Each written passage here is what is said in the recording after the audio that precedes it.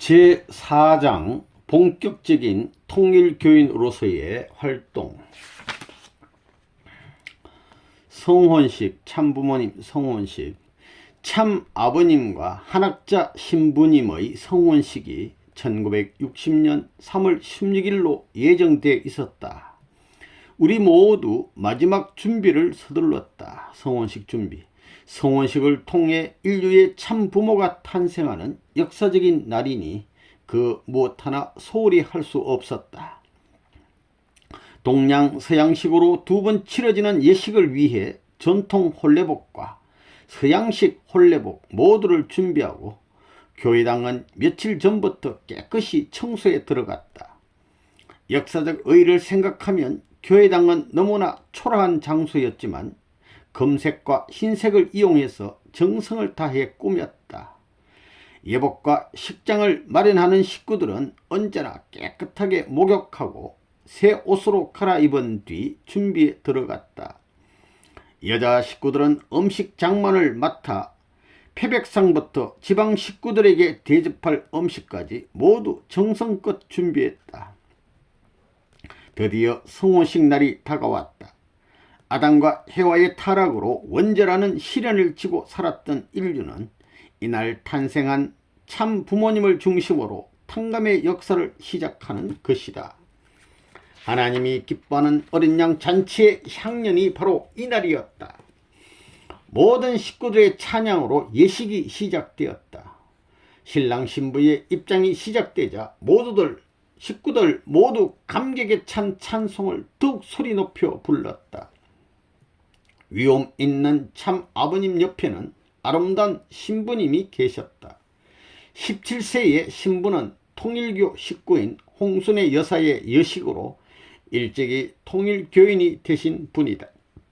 섬섬 옥수 고운 손과 우아한 자태는 선녀같이 아름답고 황홀한 모습이었는데 생일이 참 아버님과 같은 음력 1월 6일이고 고향도 참 아버님의 고향에서 멀지 않은 안주여서 하늘이 맺어주신 천생배필이셨다.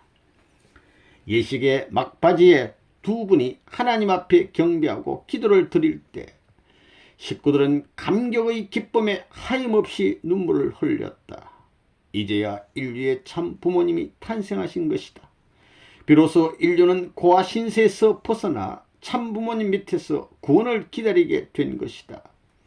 원죄를 짓고 하나님 나라에서 쫓겨난 인간들에게 이보다 더 영광스러운 날이 어디 있겠는가. 이제는 두 분 참 부모님을 중심으로 인류는 분단, 시기, 질투, 전쟁을 벗어던지고 참사랑으로 하나 되어 하나님의 나라로 다시 복귀하는 희망만을 남겨둔 것이다. 이날 식구들 모두는 하루빨리 복귀의 역사가 시작되기를 간절히 기도하며 식을 마쳤다. 이제 식이 다 끝나고 성혼식이 끝난 뒤에는 지방 식구들에게 식사도 대접하고 그간 서로의 노고를 격려하는 자리가 마련됐다. 이종옥 선생, 그동안 참아버님 모시느라 얼마나 고생이 많았어요. 멀리 전주에서 올라온 변예자씨였다. 변야지씨 외에 박헌희 씨 등 전주 식구들이 함께 참석해서 정다웠던 옛 전주교회 시절을 떠올렸다. 부모님 성혼도 멋지게 끝나고 옛날 전주교회 식구도 만나보는 그런 기쁨의 시간이 있었습니다. 참 어머님과의 생활. 참 부모님의 탄생으로 우리 통일교 식구들은 든든한 반석 위에 오른 것이나 다름없었다. 그러나 안타깝게도 우리들은 참 부모님을 모실 집조차 갖지 못했다. 우리 집이 없어. 성혼식 전 참 아버님은 교회 2층 허름한 방에 기거하고 계셨지만 식구들이 수시로 드나드는 그곳에 두 분 참 부모님을 모실 수는 없었다. 백방으로 두 분의 보금자리를 찾는데 그때만 식구 김인철 씨가 망설임 없이 나섰다. 참 아버님, 누추하지만 제 집에 안방이 있습니다. 그 방을 쓰시는 게 어떻겠습니까? 하고 이렇게 여쭤보니까 참 아버님께서는 말씀은 고맙지만 내 어찌 식구 신도 집에 불편을 끼치겠는가. 나는 교회에 머무를 터니 참 어머니만 부탁하오. 이렇게 아버님이 대답하셨습니다. 그래서 아버님은 교회에 계시고 어머님만 김인철 선생 집에서 모시게 됐습니다.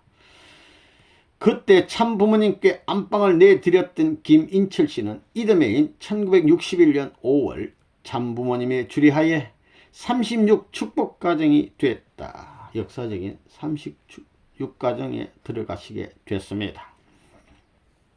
이렇게 참 부모님이 탄생한 기쁨으로 온 식구들이 들떠있을 때 통일교회는 또 다른 경사를 맞는다. 참 어머님의 임신이었다. 그런데 이 소식을 듣고 기뻐하는 나를 참 아버님께서 찾으셨다. 그래서 아버님 옆에 딱 갔더니 참 어머님을 모시며 생활하시오 라고 아버님이 말씀을 내려주셨어요. 그래서 우선 약국부터 처분했다. 약국을 처분하고 교회 앞에 자그마한 오두막집도 정리했다. 어린 나이에 임신하신 참 어머님을 더욱 극진히 모시기 위해서였다. 모시는데 전념하려고 약국 정리, 오두막 정리했습니다. 친정 어머님께서 혼수로 마련해 주셨던 가장 아끼던 3층 자개장, 이거 원래 자개장이 집 세 채 값인데 귀한 것도 이때 처분하고 남은 살림 도구들도 식구들에게 고루 나누어 주었다. 서울로 올라올 때 대형 트럭 가득 싣고 왔던 짐들은 조그만 알미늄 상자 하나로 줄어 있었다. 다 주고 이제 없어. 뜻 모르는 세상 친구들은 이런 나를 보면 우습게 변해버렸다고 할지 모르지만 인간의 삶이란 어차피 공술의 공수거 아닌가. 빈손으로 왔다 빈손으로 가는 것 아닌가. 오히려 참된 길에 들어와서 작은 상자만큼의 성숙된 영혼을 얻었다면 그 값어치는 비교할 수 없었다. 헛된 물건 딱 갖더라도 귀한 영혼을 얻었다면 얼마나 좋냐 이 말입니다. 나이는 어리셨지만 참 어머님은 명석하고 흐트러짐 없이 행동하셨고 어린 나이에 입교하시어 신앙도 굳건히 하셨다. 참 어머님을 뵐 때마다 과연 참부모도 답다 참부모답다 라는 생각을 했다. 그런데 산달이 가까워지자 참 어머님도 나도 모두 초조하기 시작했다. 어머님, 이 아기님 배옷 좀 보세요. 배내 옷 좀 보세요. 불안해하시는 참 어머님께 식구가 손수 지어보낸 베넷 저고리를 보여드렸다. 신생아가 입는 옷이 베넷 저고리입니다. 그거 식구님이 지어서 보내준 걸 보여드리니까 어머나 예뻐라. 꼭 인형 옷 같네. 어머님은 저고리를 펼쳐 보시고는 태어날 아기님에 대해 상상하셨다.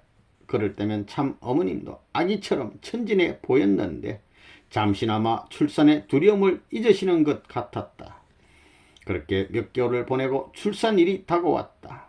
어린 나이에 출산이시니 걱정은 했었는데 10시간 가까운 진통에도 불구하고 너무도 어젓하게 출산하셨다.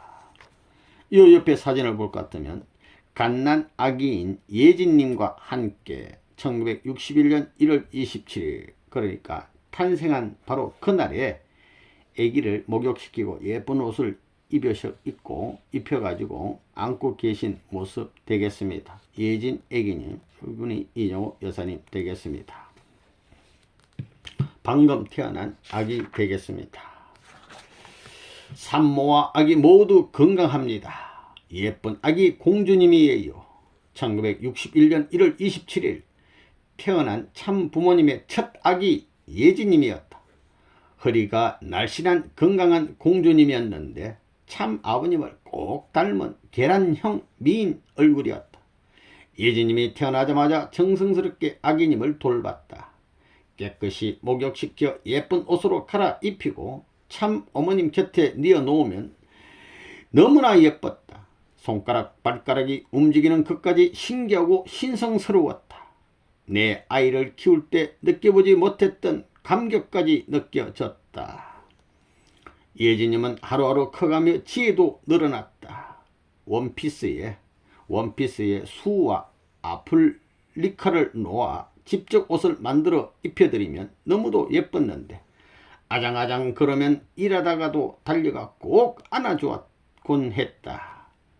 내 사랑을 아는지 업어주면 등 뒤에서 껑충껑충 뛰며 좋아하고 나를 보면 달려와 예쁘게 입을 맞춰주기도 했다. 한참 말을 배우려는 7, 8개월에는 아바마마 어마마마 하는 것 같아서 모두들 한바탕 웃기도 했다. 아바바 어마마마 이렇게 했겠죠. 그러니까 모두가 웃고 꼭 아바마마 어마마마 부르는 것 같아. 9개월 동안 예진님을 돌보고 전도순회를 시작했는데 돌아올 때마다 부쩍부쩍 커 있어서 귀엽고 사랑스러웠다. 손자 손녀 재롱에 푹 빠지는 할머니 할아버지의 심정을 알 것 같았다. 그때가 아마 내 인생에 가장 사랑과 기쁨이 넘쳤던 시기였던 것 같다. 그런 시절이 있었고 그 다음 첫 전도 순회 이런 제목입니다. 이렇게 이제 애기 키우는데 참 이렇게 시간을 보내고 있는데 그때 아버님께서 고생하라. 고생밖에 남는 것은 없다. 1961년 예진님 돌보는 재미에 푹 빠져있던 내게 전도 순회, 순회전도, 전도 순회를 명하시며 참 아버님이 해주신 말씀이었다. 그렇다. 안온하게 교회 안에만 있으면 온실의 화초와 다를 바 없다. 밖으로 나가 내 신앙을 굳히고 복음을 전하자. 복음 중에 복음. 유한길용. 전도 순회는 전국에 있는 교회에 들러 지방교회의 상황을 파악하고 지방교회가 내실있게 성장할 수 있도록 도와주는 임무다. 지방교회에 가서 발전할 수 있도록 도와주는 것. 당시 지방에는 제법 규모 있게 잘 운영되는 교회가 있는가 하면 신도수가 채 10명이 안 돼서 교회의 체계마저 갖추지 못한 교회도 많았다. 좀 잘 되는 교회도 있고 어려운 교회도 있고. 어서 오십시오.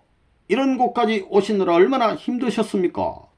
어디를 가도 통일교 식구들은 깊은 곳에서 우러나오는 마음으로 환영해 주었다. 그런 교회를 들르면 집회를 열어 하나님의 말씀을 전하고 밤을 새워가며 신도들과 대화의 시간을 가졌다. 이들이 궁금해하는 것은 통일원리의 내용과 통일원리 좀 깊은 거, 참 아버님에 관한 것이었다. 나는 통일원리에 대해 소상히 알려주고 통일원리 시험 1등 했지 않습니까? 참 아버님의 뜻도 있는 그대로 전하려 애썼다. 원리도 가르쳐주고 아버님에 대한 뜻도 전해주고 이런 식으로 이제 쭉 계속 활동을 하신 것입니다. 이렇게 하시다가 강원도의 행계교회를 찾아가게 되었습니다. 1961년 7월 중순 경기도에서 시작한 전국순회는 경기도부터 쭉 해서 충남으로 전북으로 해서 이렇게 해서 이제 10월이 되어 강원도까지 이어졌다. 석 달에 걸쳐 전국 교회를 돌아보는 여정이었으니 몸은 무척이나 지쳐 있었다. 주로 막 걸어다니고.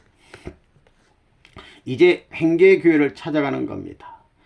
아침 일찍 아침도 안 먹고 출발했어요. 아침도 그러고 출발해가지고 강원도 행계교회를 찾아가는데 물어 막 고생하면서 찾아가는 겁니다. 산길을 막 이렇게 70년을 걸었어요. 오늘 오후 3시경에 새벽 일찍 출발했는데 오후 3시경까지 70년을 걸어가서 어느 마을에 도착하니 초가집 앞에 사람들이 모여 있었다. 그들에게 여기가 어디냐고 물었더니 강릉과 대관령 갈림길인데 대관령으로 가는 마지막 버스를 기다리고 있습니다 라고 말했어요.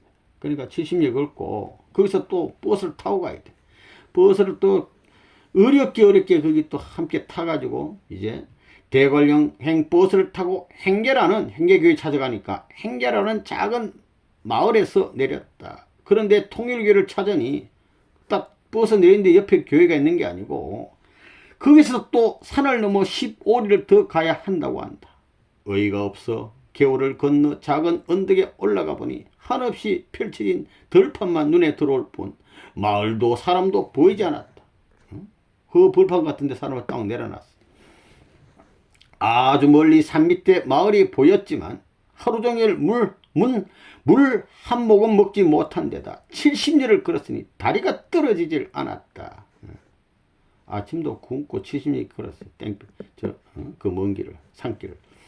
난 그저 그 자리에 주저앉고 말았다. 하도 기가 막혀 헛웃음이 나오는데 눈에서는 나도 모르게 눈물이 흘러내렸다. 나중에 알고 보니 그곳이 대관령에서도 제일 높은 고원 산중이었다. 70리 걸었는데 또 15리 물으니까 가야 된다고 그러니까 얼마나 힘들었습니까. 하루 온종일 막 걷고 차에 실리고 또 길을 물어서 가는데 저기 보이는 산을 넘어 10리를 더 가야 해요. 어떤 또 사람이 이렇게 알려줬어요. 그래가지고 아낙네들이 가르치는 산을 바라보니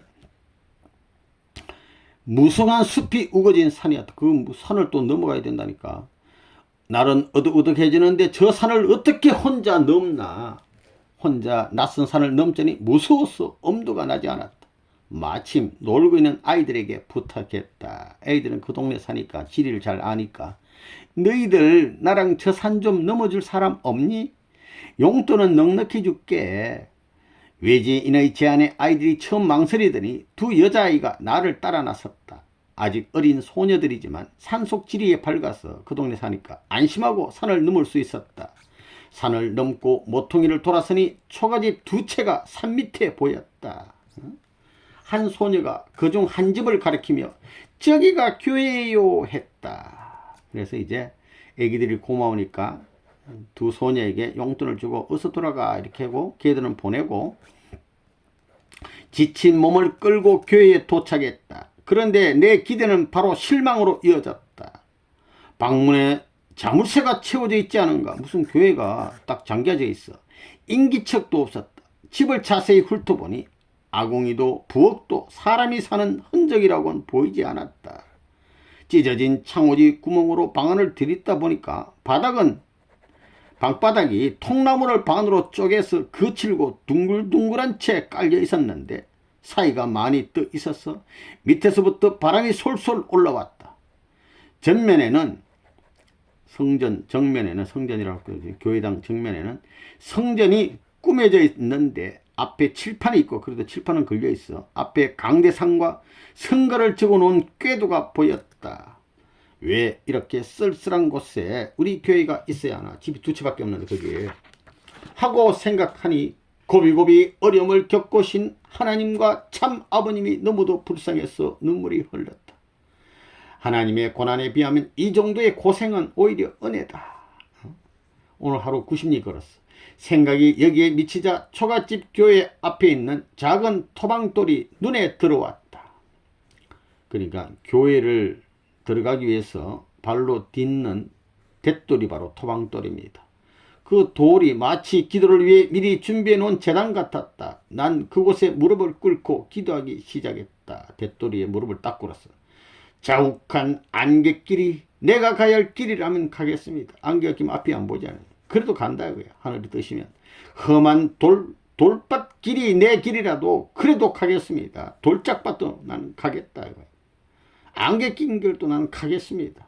제가 당신 앞에 도착하는 날 따뜻한 손 잡아주신다는 그 희망 하나 믿고 부딪히고 멍들어도 당신 앞에 가겠습니다. 하고 눈물의 기도를 올린 것 같습니다. 사람도 없는 교회에 돛돌에서 기도를 하고 기도를 마치고 일어서려는데 몸도 다리도 굳어버려 더 이상 일어설 수 없었다. 한 번도 와본 적 없는 낯선 산중에 이미 해는 저물었고 하루 종일 물 한 모금 먹지 못해 몸도 마음대로 움직여주지 않으니 앞이 캄캄했다. 하나님이 도와주시겠지. 어서 식구를 찾아보자. 겨우 일어나니 반갑게도 저 멀리서 부지런히 볕단을 쌓는 이들이 보였다. 해는 쳤어. 어둑해져서 자세히 보이지는 않았는데 가까이 다가가 보니 젊은 부부였다. 아내로 보이는 젊은 부인이 그 교회라면 신도가 몇 명 안 되는 것 같은데 저 모퉁이를 돌아서 두 마장쯤 가면 그 교회 다니는 청년집이 나와요 하고 알려주었다.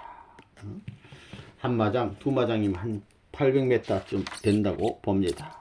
한 800만 미터쯤 이렇게 돌아 걸어가면 그 교회 다니는 청년이 있다. 이렇게 알려줬습니다. 또 찾아갔어. 청년 식구집에 도착하니 청년은 보이지 않고 그 부모가 맞아주었다. 내 아들이 교회 다니는데 좀 기다리면 올 겁니다. 우선 들어오세요. 그런데 앉아 있자니 눈앞에 무밭이 보였다. 염치불구하고 무 하나만 뽑아달라고 부탁했다. 배가 고픈데 염치가 뭐 따질 것 아니지 않습니까? 갈증과 흑이 한꺼번에 찾아오자 체면도 창피함도 챙길 겨를이 없었다. 무가 억센데 괜찮겠어요? 말투는 퉁명스러웠지만 속정 깊어 보이는 노인은 선뜻 무를 뽑아주었다. 나는 인살 겨를도 없이 먹기 시작했다. 아작아작 씹을 때마다 무즙이 입안 가득히 퍼졌다. 물이 막 나와 이제. 참 시원하고 달다는 생각에 정신없이 무를 씹어 먹었는데 어느 순간부터 무의 아린 맛에 입안이 얼얼했다. 시장이 반찬이라더니 워낙 흑이졌던 터라 아린 맛조차 달게 느껴졌던 것이다. 조금 이제 뭐 속에 들어가니까 그때부터 이제 아린 맛이 느껴졌다 이 말입니다. 얼마나 굶었으면. 간신히 흑이를 면하자 청년 식구의 집안 살림이 눈에 들어왔다. 흙으로 지어진 집이었는데 방 안엔 벽지는 고사하고 종이 한 장 붙어 있지 않는 흙벽이었다. 창호지는 너덜너덜해서 바람막이조차 할 수 없을 것 같았지만 방바닥은 따뜻해져 왔다. 바닥에는 밀집 돗자리가 깔려 있었는데 서너 살 되어 보이는 아이들이 반찬도 없이 밥만 먹어야 돼. 감자가 둥글둥글 섞인 밥을 양풍에 담아 바닥에서 먹고 있었다. 참 가난하게 살고 있어요. 요즘 세상에도 이런 집이 있구나 하고 생각하는데 청년이 나타났다. 서울에서 오셨다면서요. 청년은 나를 보자 반가워 어쩔 줄을 몰랐다. 서글한 눈매에 소박한 미소가 무척이나 순진해 보이는 청년이었다. 청년은 막 추선 햅쌀밥이라며 정성껏 밥상을 차려 내 앞에 놓아주었다. 평소에는 밥상도 없이 애들 아까 보면 땅바닥에 그냥 먹잖아요. 방바닥에서 먹는데 평소에는 방바닥에 먹는데 특별한 손님이 왔으니 또 상을 어디 갖다 좀 만들어 가지고 어디 꺼내 가지고 상을 내온 것이라 했다. 고산지대 쌀은 찰기가 없어요. 가족들이나 먹으려고 조금씩 짓고 있지요. 청년 말대로 햅쌀밥이라고는 하지만 햅쌀밥은 좀 찰져야 되는데 밥에 찰기라고는 없어 버실버실 흩어졌고 감자도 섞여 있었다. 반찬도 초라하기 그지없었다. 그러나 청년 식구의 정성이 담긴 두메상골 음식은 눈물 나도록 감사하게 먹었다. 식사를 마치니 청년은 3명의 청년들을 데리고 왔다. 순회사님이 왔으니까 그들과 함께 두메상골 작은 교회의 예배를 시작했다. 나를 포함해 5명이 부르는 찬송이 깊은 산속 캄캄한 어둠을 흔들었다. 5명이 찬송을 부르는데 막 하늘을 감동시키고 산속의 캄캄한 어둠을 막 흔들어버려. 어둠을 흔들었다. 순박한 청년들의 기도는 서툴렀지만 진실됐다. 고요한 감동이 물결치는 인상적인 예배였다. 1년 전만 해도 이 행계교회는 50여 명의 식구를 거느린 제법 규모 있는 교회였다고 한다. 그러나 개척자가 서울로 돌아간 뒤 신도수가 점점 줄어 이제는 4명의 청년만이 겨우 예배를 보고 있었다. 전깃불 하나 들어오지 않는 소외된 문명의 지대에서 순박한 마음으로 믿음을 지켜가는 청년들이 너무도 대견스러웠다. 그래서 하루에 90리를 걸어 지칠도로 지친 몸이었지만 자정까지 하나님의 말씀을 전했다. 막 12시까지 계속 말씀 전했어. 신앙을 지켜나가기엔 열악한 상황이었지만 언제까지나 믿음을 키웠어. 제발 떨어지지 말고 축복받으라고 가슴에서 우러나오는 격려도 해주었다. 우리 청년들 꼭 축복받으세요 하면서 예배가 끝나자 청년은 흙벽에 밀집 돗자리가 깔린 방으로 안내해 주었다. 이제 주무시라고. 방으로 들어가는 통로는 문이 아닌 한 사람만이 겨우 들어갈 수 있는 구멍이었다. 뭐 문인지 구멍인지 누추해서 편히 쉴 수 있을지 모르겠습니다. 민망해하는 청년을 보니 내가 더 미안한 마음이 들었다. 손님이 왔다고 갑자기 쓸고 닦은 모양이지만 방 안에는 흙냄새가 진동했다. 흙냄새가 막 나. 등불도 없이 아무것도 보이지 않았는데 그 컴컴한 데서 잠시 후 눈이 어둠에 익숙해져서 창문을 보니 걸린 창호지를 벌레가 먹어 많은 구멍이 나 있었다. 그곳으로 찬바람이 들어와 추웠다. 문이 막 구멍이 뚫려서 찬바람이 막 들어와. 방에 군불된 모양이었지만 오랫동안 비워두어서인지 금방 따뜻해지지 않았다. 이불을 덮으려고 했지만 이불엔 반질반질한 때가 절여있고 냄새도 나서 덮을 수가 없어. 이불이 막 냄새나고 때가 끼었어. 견디다 못해 이제 이불을 못 두고 안방으로 가보니 따뜻한 온기가 돌고 있었다. 아이들이 베개도 이불도 없이 자고 있었는데 그 옆에서 잠시 몸을 눕히고는 몸 좀 누군 다음에 다시 또 옆방으로 가서 오발을 덮고 입었던 옷을 벗어가지고 그걸 또 덮고 조용히 잠을 청해봤다. 그러나 위까지 덮으면 발이 나오고 발을 덮으면 위가 추워서 잠을 청할 수 없었다. 요즘에도 이렇게 문명과 차단된 생활을 하는 곳이 있구나 생각하니 가슴이 아팠다. 그런데 한편으로는 이런 귀한 경험의 기회를 주신 하늘에 감사하는 마음이 들었다. 2시간쯤 잤을까? 추워서 이게 깊은 잠을 주무시겠어요? 행계까지 걸어가, 행계에서 또 한 15리를 걸어왔으니까 버스 타려면 15리도 걸어 나가야 돼. 아침 일찍 걸어가 첫 버스를 타기 위해 5시에 눈을 떴다. 이 집에 더 이상 폐를 끼치지 않기 위해 행계에 6시 반차를 타려고 생각했기 때문이다. 그런데 세수를 하기 위해 집 앞 개울가에 눈을 감고 세수 좀 하려고 개울가에서 눈을 감고 엎드리자 시끌벅적 장터 소음이 소름 끼치게 귀청을 맴돌았다. 그 이상한 소리에 눈을 뜨면 사라지고 다시 감으면 또다시 시작되는 것이었다. 눈을 뜨고 어둠 속을 사방으로 둘러보았지만 고요한 산과 들뿐이었다. 갑자기 두려운 생각이 들어 얼굴을 채 대충 씻고는 방 안으로 집어 들어왔다. 이 말입니다. 이제 순회 다 마치고 와서 보고 때 이상했던 이 경험을 참 아버님께 말씀을 드렸더니 그 지방의 영들이 너가 가만히 있지 않았겠지 하셔서 그때야 무슨 뜻인지 알게 됐다. 영적인 현상, 영인들이 나타나서 막 소리 지르고 이런 일이 벌어진 것 같습니다. 청년 식구는 행계까지 배웅해 주었는데 아침 일찍 간다니까 따라 나왔어. 배웅해 준다고. 겨울이 나오자 또 산길 넘어가야 되잖아요. 험한 길 배웅해 주는데 가다 보니까 또 겨울이 나와. 물이 막 흘러가. 그러면 겨울이 나오자 선뜻 등을 내밀었다. 엎이세요. 이 겨울이 흐르는데 신발 신고 지나가면은 신발이 젖어버리면 춥잖아요. 발이 젖으면 추워서 먼 길 못 갑니다. 한석껏 거절했지만 결국 청년의 등에 엎여 겨울을 건넜다. 짙은 어둠과 바람 소리, 또 천장에 매달린 옥수수, 벌레가 파먹은 창호지, 매캐하면서도 구수했던 두메 산골의 초가집의 냄새, 그리고 소박하고 친절한 청년 식구의 모습까지 행계교회에서의 첫 전도순의 기억은 아직도 생생하다. 그 후 서울에서 청년 식구를 다시 만날 수 있었는데 그가 430가정 축복을 받은 김재형 씨다. 그 청년이 축복을 받았습니다. 그 다음 해 1962년 전국 순회 기억입니다. 아까는 1961년도고 이런 XS들 이런 무슨 욕을 하는 거예요. 멀쩡한 사람을 왜 자꾸 깨어내? 요란한 소리와 함께 예배당 안으로 돌팔매질이 시작돼요. 예배 드리고 있는데 밖에서 막 누가 욕을 하면서 성전 안으로 돌을 집어던져. 예배당 안에는 70여 명의 식구들이 예배를 보는 중이었다.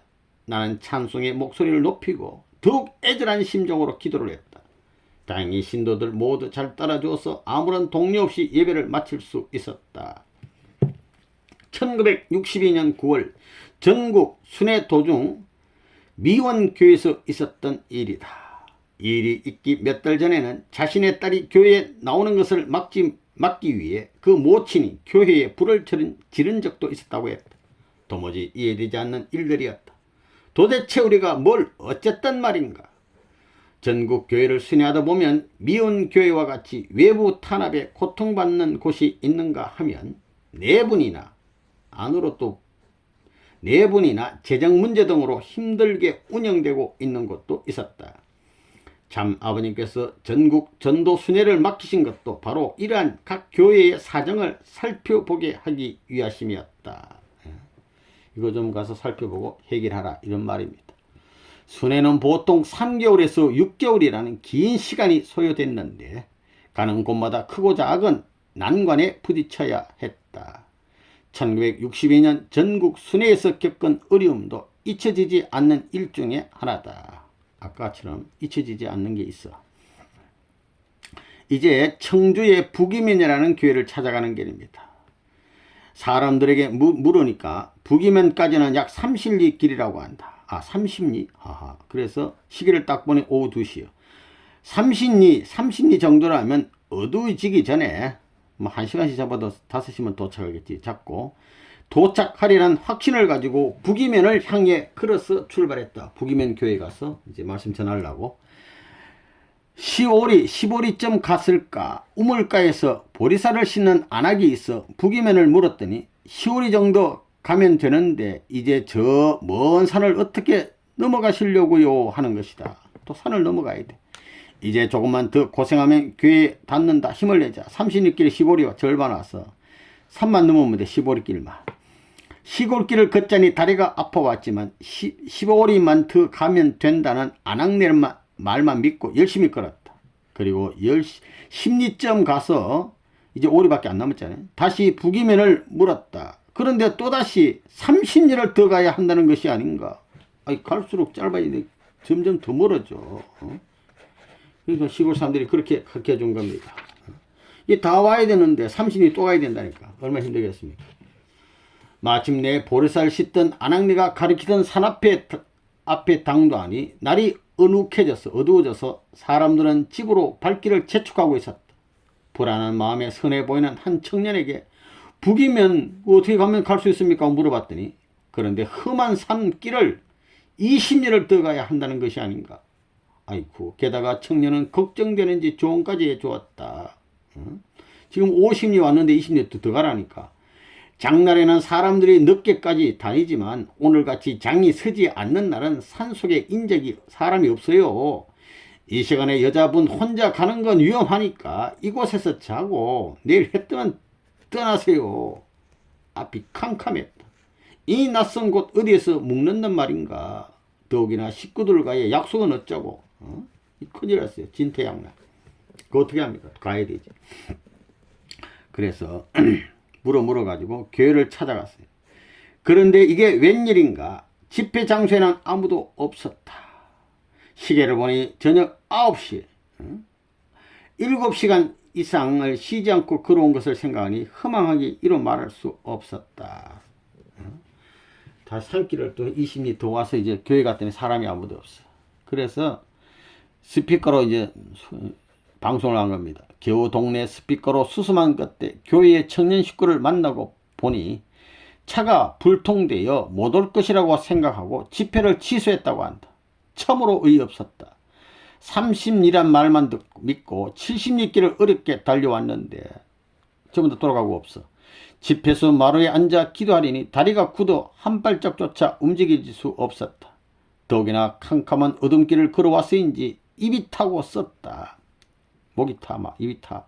청년 식구는 나를 보고 당황하면서 저녁 준비를 시작했는데 먼저 시장길을 달리라고 풋사가 6개를 내밀었다.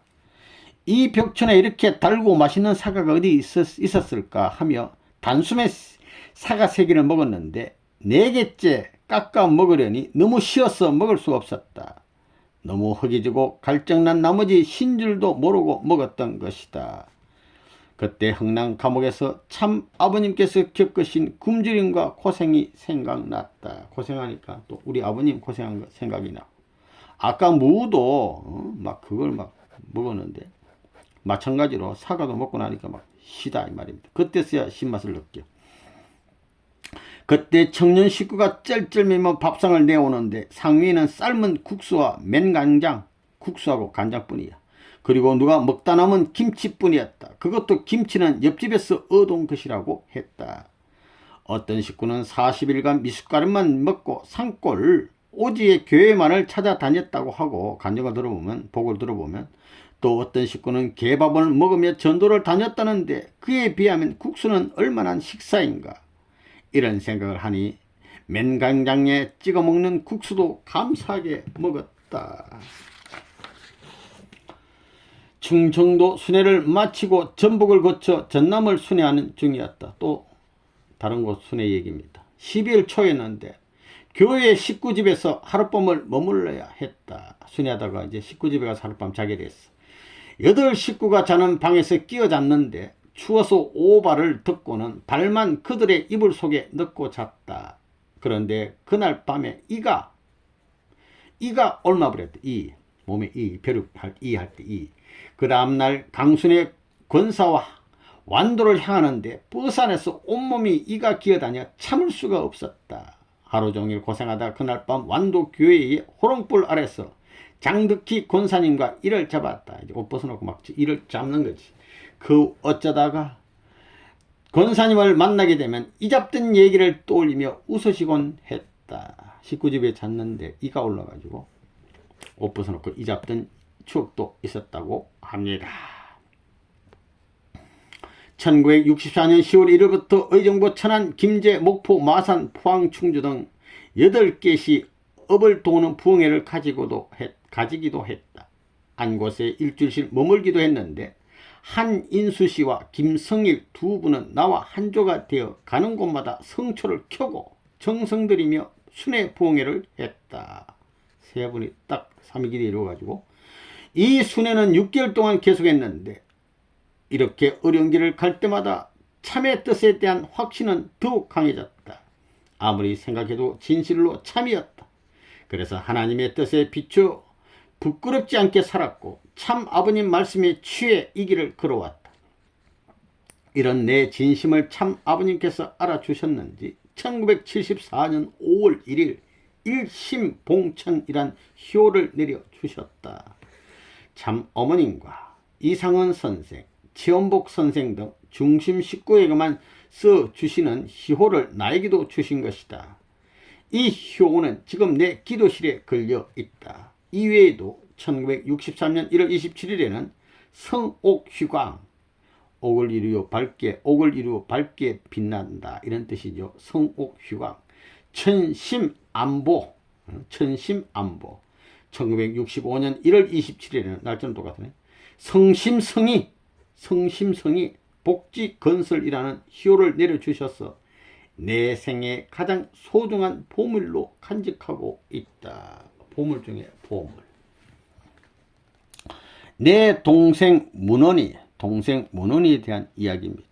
나에게는 동생이 하나 있다. 이 문헌이란 동생이다. 나보다 8살 어린 문헌이는 순수하고 동정심이 많아서 남의 어려움을 보면 돈이고 옷이고 모두 주고야만 하는 착한 심성을 가졌었다. 어린 시절부터 무척이나 나를 따랐었는데 1956년 내가 입교하자 저도 슬그머니 나를 따라 교회에 들어오더니 통일교인이 되었다.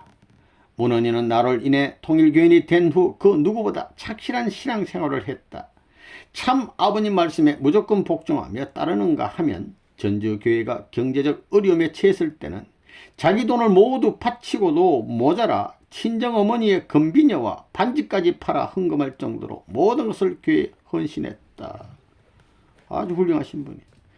주일에는 전날부터 목욕하고 베개복까지 새로 갈아 잠을 청한 뒤 다음날 깨끗한 한복을 갈아입고서 교회에 나설 정도로 철저한 통일교 신자였다.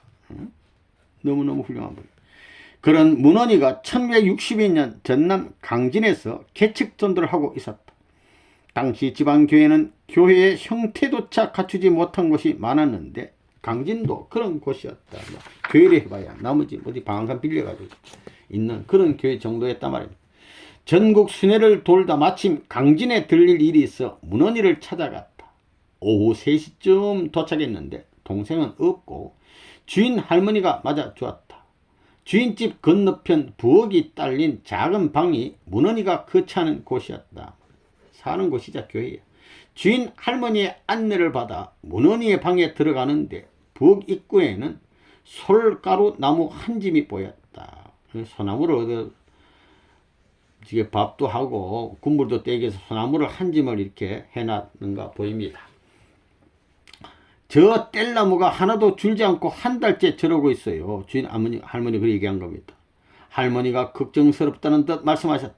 할머니 말씀에 의하면 문헌이는 추운 날에도 방에 불을 피우지 않고 교회 수내사나 다른 식구들이 오는 날에만 불을 뗀다는 것이다. 12월 엄동설안에 차고 냉골에서 웅크리고 잠을 청할 문헌이를 생각하니 가슴이 미어졌다. 부엌에 가보니 밥 한 톨, 반찬 한 그릇 보이지 않았다. 아마 식사도 제대로 챙기지 않은 것 같았다. 굶고 추운 방에서 1시간쯤 기다리니 동생 문헌이가 들어왔다. 언니, 연락도 없이 웬일이세요? 얼마나 나를 반기는지 눈물이 핑 돌았다. 그런데 이게 어찌된 일인가? 문헌이의 고운 얼굴이 몰라보게 야위어 있었다. 못 먹으니까 고생하니 바짝 말랐어. 얼굴이 왜 그러냐고 다그쳐 물으니 갯벌에 나가 개헉 한 삼태기를 공사장까지 운반하고 60원씩 받아 전도 생활을 하고 있다고 했다. 또 초가집 용마루에 올리는 이영도 엮어주는 등 여러가지 동네 일을 도와준다고 했다. 막내로 고생 없이 자랐는데 남자들이 하는 고된 마기를 도와주고 있는 문헌이 모습을 떠올리니 마음이 아팠다. 게다가 먹는 것이라고는 밀가루가 죽을 끓여가지고는 위에 묽은 것은 아침에 먹고 가라앉은 것은 진한 것은 저녁에 먹는다고 하니 쓰러지지 않고 생활하는 것만으로도 다행인 것 같았다. 아이고, 밀가루 죽을 쌀죽도 아니고 밀가루 죽을 가지고 좀 헐거분 것은 아침에 먹고 좀 진한 건 저녁에 먹고.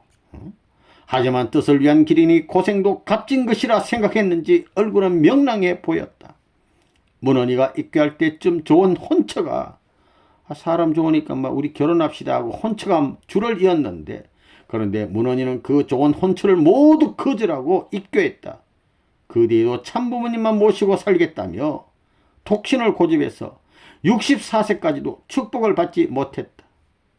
아버님만 생각한다고. 그러나 참 아버님에 대한 불평 같은 것은 티끌만큼도 없었다. 60살 혼자 살면서도 불평하네.